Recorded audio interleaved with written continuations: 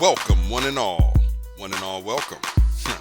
Dimension K back with a brand new Dimension Showcase. I don't know if you can tell from my voice, I'm in a pretty good mood, and I hope you all are feeling the same. So, assuming that we're all in a good mood, how about we get into something good? Like this sketch, for instance, as this monkey character comes into view. I have a lot of reference material. In fact, I'm a big advocate of that. If there's something out there you need to draw and you don't really have it locked away in your head, you can't see it, go get yourself an example. Use that as a means of a guide, inspire you, and eventually you can get yourself ready so you can depict that with no problem. Or at the very least, you'll have something to fall back on. No swiping, kids, no copying. But that being said, it's funny, I realized really quickly, I don't have any reference material for toy gorillas. What am I saying? I didn't have reference material for any gorillas. So there I was one morning staring at an entire wall full of nothing but JPEGs with toy gorillas. Now, you're probably wondering, how did he wind up there? Well, this video was brought to you by the wonders of the character generator.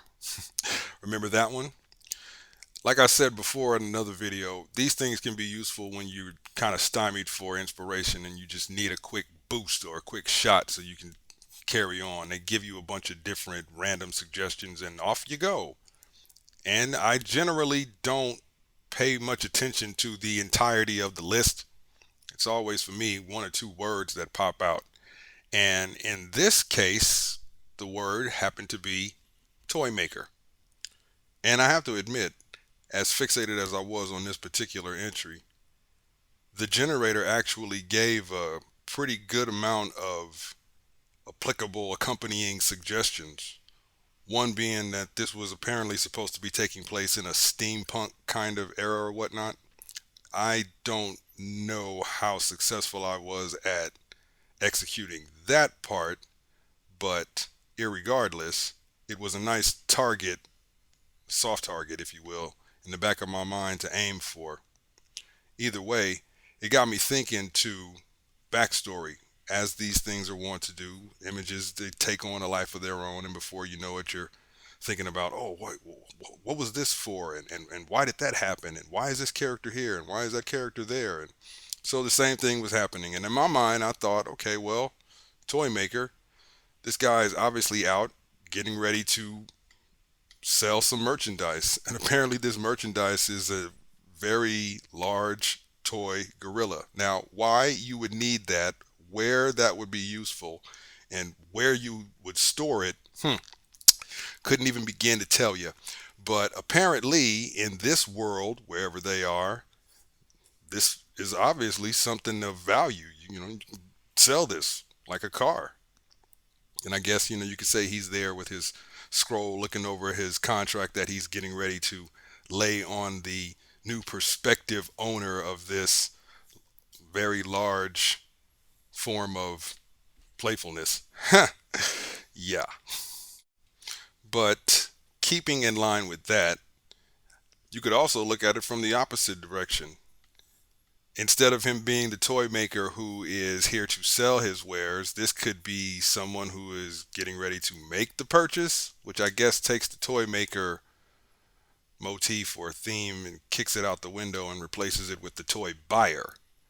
Either way, you're probably going to want to look over the contract, and with that optical doodad coming out of his right peeper, hopefully there's not going to be anything going on that's, going to come back to bite him in the contract.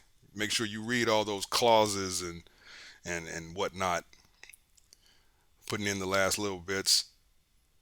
Got the sign up just to let everybody know, hey, so monkey for sale. As we are getting into the cast shadows now. I like this part. Me personally, I tend to do this in either a lighter color or at a lower opacity. And at a certain point, it almost kind of gives it a manga-ish look, appeal, shading kind of deal. Look, like boom, right there. Kind of like that. It's like, what is this guy talking about? But yeah, I kind of like that part. So now we're getting into the flats,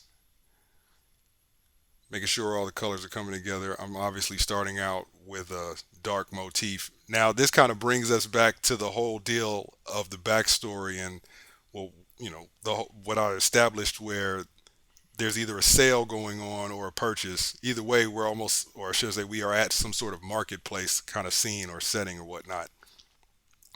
But with this background color, it's looking rather dark, if you will. So in that regard, you have to kind of wonder, well, what time of day is this whole thing taking place? I figure, okay, well, I can juxtapose the dark background color by giving our oversized toy here some rather bright clothing itself. And I'll even go you one better, because in the original conceptualization of this, there was supposed to be rain. And then, of course, the more development the toy got, the more it became apparent, big metal gorilla out in the rain. Probably not a good idea. Especially in this day and age, if this is supposed to be like a steampunk kind of thing, you're not going to want to expose all of your gears and gadgets and gizmos to the elements and whatnot. So the rain went, which is a good thing. But we kept the gloomy background, so perhaps it's an overcast day. Yeah, overcast. That justifies the green. But moving away from that now, as we've firmly established what's going on, tidying up these flats. This guy came out with the tool belt and everything. Truly a tinkerer, through and through. But I wanted to get back into more process with this one, as this particular piece, I'm trying some things out. Don't know how successful I am actually being, but you guys can always let me know. That being said, I know I've said this quite often. There are many ways to handle these things, and the truth of the matter is that's just a fact. There are. So in this regard, or this instance, we're focused more on the actual tool that I'm using. What tool am I using? Oh yeah, chalk brush. And I like the chalk brush because it gives a kind of rough edge between the color areas and where the shadows actually start. It's like a kind of like a textured appeal, if you will, as I'm getting into the lighting right now.